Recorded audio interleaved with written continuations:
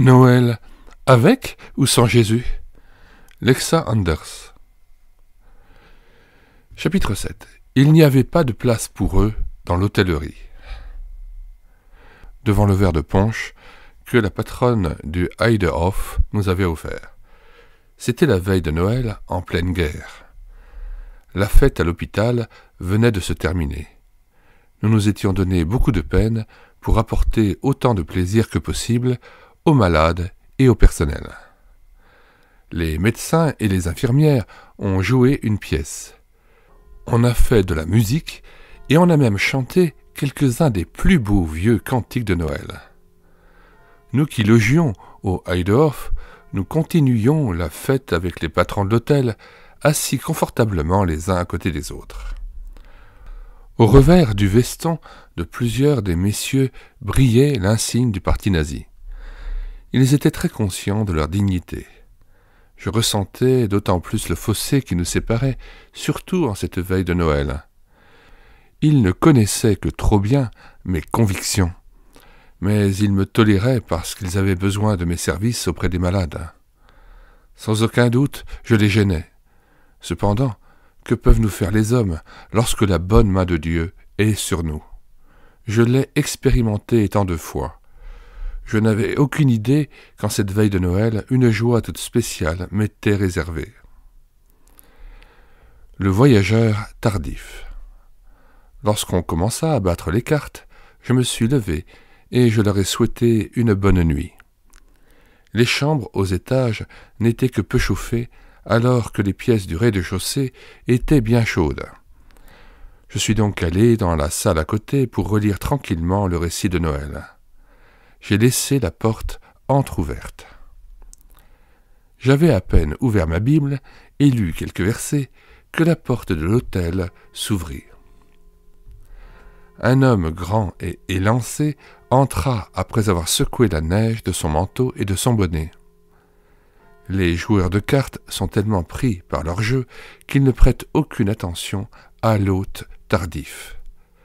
On dirait qu'ils n'ont même pas remarqué son arrivée. Ou bien l'ont-ils pris pour le garde forestier? L'homme regarde rapidement autour de lui, entre dans la salle où je me trouve et, me saluant d'un signe de tête, s'assied à la table voisine. C'est étrange de le voir porter si tard dans la soirée des lunettes de soleil. Est-ce à cause de la tempête de neige? Peut-être bien, mais il aurait pu les ôter en entrant. D'ailleurs, comment se fait-il qu'il soit en route un 24 décembre, alors que chacun, dans la mesure du possible, se trouve en famille et fête Noël? Serait-il un proscrit? Telles sont les pensées qui me traversent l'esprit. L'hôtelière entre dans la salle. Elle ne semble pas être très enchantée par la présence de l'hôte tardif. Il lui demande s'il y a une chambre de libre pour la nuit. Elle secoue la tête et explique que tout l'hôtel est réquisitionné pour les employés de l'hôpital. Et ailleurs? Elle lui répond que c'est Noël et que personne ne veut être dérangé. Soudain, un verset du récit de Noël me vient à l'esprit. Car il n'y avait pas de place pour eux dans l'hôtellerie. À quoi pouvait bien penser cet hôte? Si seulement il ôtait ses sacrées lunettes pour qu'on sache à quoi il ressemble. Puis, d'une voix hésitante, il demande s'il peut avoir de quoi manger, bien qu'il n'ait pas de ticket. Cela aussi lui est refusé. Découragé, il se passe vivement la main sur les tempes grisonnantes. Ma sympathie pour l'étranger va en augmentant. Amicalement, je prends l'hôtelière par le bras et l'entraîne dans l'obscurité du couloir. Tout à l'heure, vous m'avez proposé un deuxième verre de punch. Je n'en ai bu qu'un. Puis-je maintenant en avoir un deuxième pour le voyageur? Il me fait pitié. Et ce soir, c'est Noël. S'il vous plaît, faites-moi ce plaisir. Elle se met à rire, de son petit rire cristallin que j'aime tant entendre. Vous plaidez toujours pour les autres, et le pire, c'est qu'on ne peut rien vous refuser.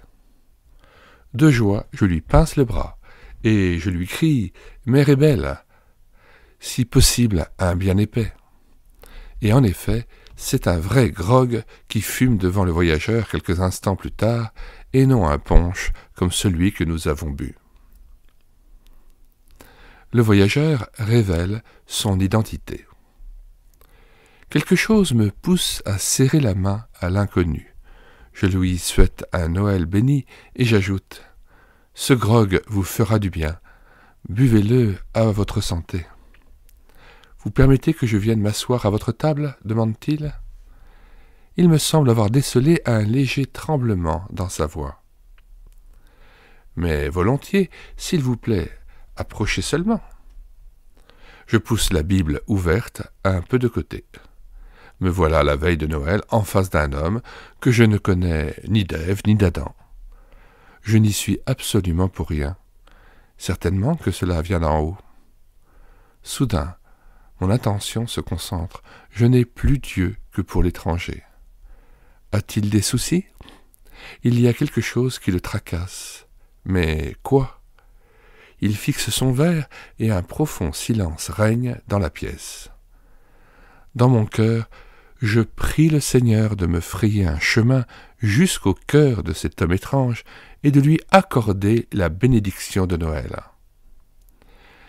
Lorsqu'il a vidé son verre, il s'exclame dans le silence « Je suis si reconnaissant que vous soyez là. » Et de nouveau, il se tait. J'ai à peine entendu ce qu'il a dit.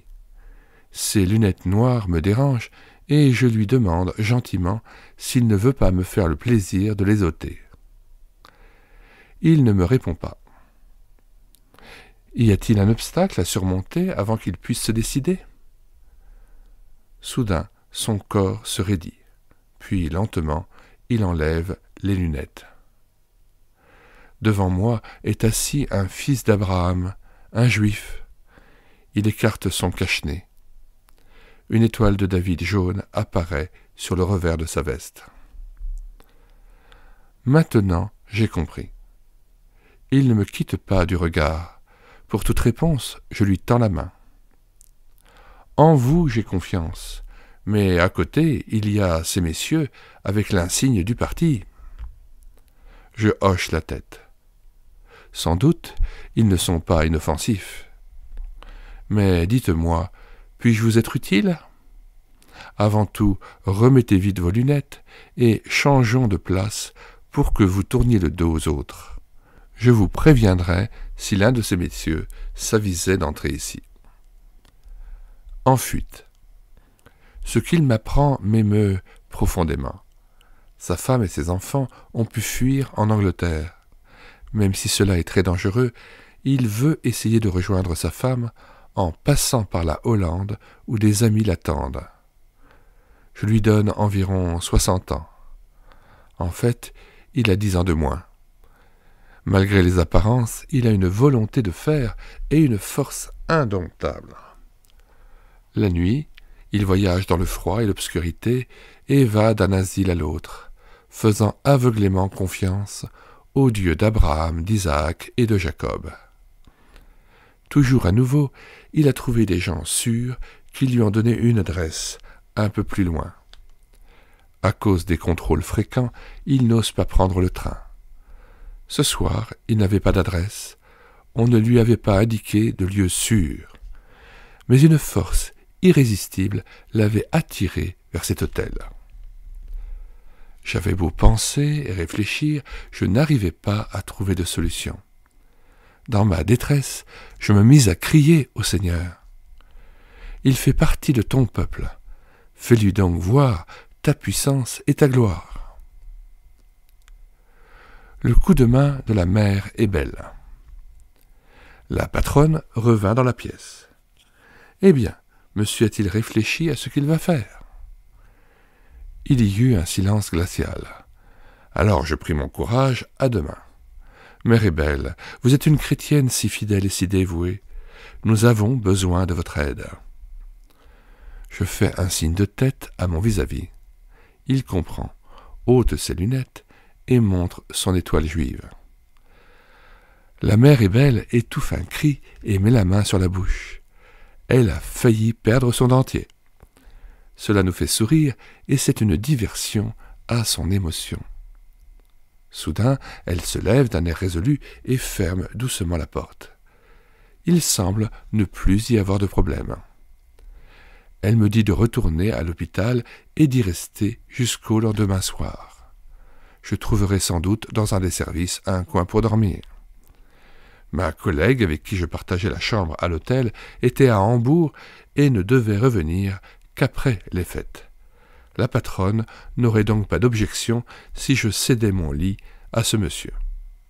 Je lui apporterais à manger dans la chambre. Les autres n'auraient qu'à croire que je n'étais pas bien et que j'étais au lit. Elle parlerait avec un paysan croyant qui lui ferait faire la prochaine étape en traîneau. Le paysan était connu dans toute la région et moi, je faisais partie du personnel de l'hôpital. Il n'y avait donc pas de risque que l'affaire prenne une mauvaise tournure. « Et Dieu accordera sa bénédiction », ai-je ajouté. « Amen » s'exclame mon hôte, puis, spontanément, nous joignons les mains tous les trois. « Ô mon Dieu, je te remercie, dit-il à voix basse. Je prie à mon tour et je demande au Seigneur de faire réussir nos projets, puis je recommande chacun à l'amour de notre Père Céleste. Notre hôte et moi, nous restons encore un moment ensemble, mais notre hôtesse semble soudain très pressée. Lorsque je le fais monter un peu plus tard dans ma chambre, nous n'en croyons pas nos yeux. Les draps du lit sont changés et un repas chaud l'attend sur la table. Rôti de chevreuil, légumes, pommes de terre et un verre de vin rouge. Je saute au cou de la gentille hôtelière et lui donne un baiser retentissant. Les larmes coulent sur les joues de notre hôte de Noël. Il y avait quand même de la place dans l'hôtellerie. Voyage dans la nuit de Noël. J'ai trotté joyeusement dans la neige épaisse jusqu'à l'hôpital et je me suis enfermé dans notre bureau. Il valait mieux qu'on ne m'entende et qu'on ne me voie pas pour éviter d'être questionné. Passer la nuit sur une chaise en bois devant le bureau et ne vivre le lendemain que d'un morceau de brioche un jour de Noël, ce n'était pas, précisément, une partie de plaisir. Mais qu'importe, pourvu que, de cette façon, il y ait de la place dans l'hôtellerie. Dès qu'il fit sombre, le jour de Noël, le traîneau s'arrêta devant notre hôtel. Notre patronne faisait le guet pour permettre à notre ami de ramper jusqu'au traîneau sans être molesté. Il faisait bon, chaud dans la paille grâce aux briques chaudes qu'on y avait mises. Moi je trônais avec mon brassard de la Croix-Rouge à côté du paysan, et au son des clochettes, nous nous sommes enfoncés dans la nuit de Noël. Je ne connaissais ni le chemin, ni le but de notre voyage. Nous n'avons rencontré presque personne. Mais dans un village, un paysan s'est écrié « Quoi, Fritz, tu voyages le jour de Noël ?» « Eh oui, il y a parfois des imprévus, » fut sa réponse. Et lorsque le paysan vit mon brassard de la Croix-Rouge, il poursuivit « Oui, oui, je sais bien, avec un hôpital dans les parages, il y a toujours des urgences. » Il appela son chien et disparut dans l'obscurité. Mais à nos pieds, au chaud dans la paille, notre ami était bien caché sous des couvertures. Que le Dieu de nos pères, que nous aimons tous, vous bénisse et vous récompense. Telles furent ces paroles de reconnaissance quand, tard dans la nuit, nous l'avons déposé dans une famille. Des paysans sûrs l'ont conduit d'étape en étape jusqu'à la frontière hollandaise. Nous ne connaissions pas leurs noms et chacun ignorait presque tout de l'autre, mais tous, ils ont fait leur part pour qu'il y ait de la place dans l'hôtellerie. À tous ceux qui l'ont reçu, il a donné le pouvoir de devenir enfants de Dieu. Ce que vous avez fait au plus petit d'entre mes frères, c'est à moi que vous l'avez fait. Bien après minuit, lorsque nous étions sur le chemin du retour, je pris la place de notre ami dans la paille chaude. Le son des clochettes, la joie de Noël dans le cœur. J'avais l'impression d'être directement en route pour le ciel. Voici, je vous annonce une grande joie, c'est qu'aujourd'hui, il vous est né un Sauveur. Ces paroles résonnaient dans mon cœur. Oui, de telles joies, il est seul à pouvoir les offrir, lui, Jésus-Christ, le Sauveur du monde.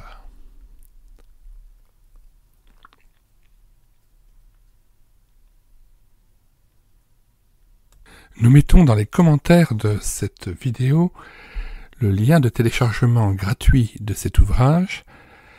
Le téléchargement se fera à partir du site internet médiathèquechrétienne.fr, site que j'ai bâti en synergie avec cette chaîne YouTube Elle écoutait sa parole, afin d'assurer la réédition numérique des ouvrages chrétiens épuisés et non réédités.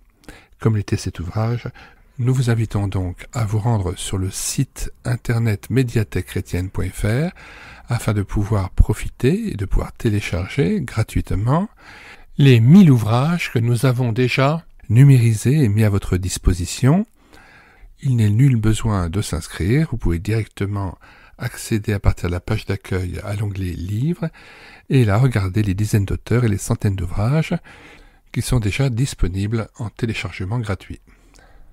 Si vous voulez connaître les différents ouvrages que nous numérisons tous les jours et présentons sur cette chaîne YouTube Elle écoutait sa parole, les audiobooks que nous prenons en charge, les albums ou BD que nous lisons avec caméra de document, mais aussi les cantiques que nous mettons en parole, afin de nourrir votre louange individuelle ou en assemblée, abonnez-vous à cette chaîne YouTube Elle écoutait sa parole.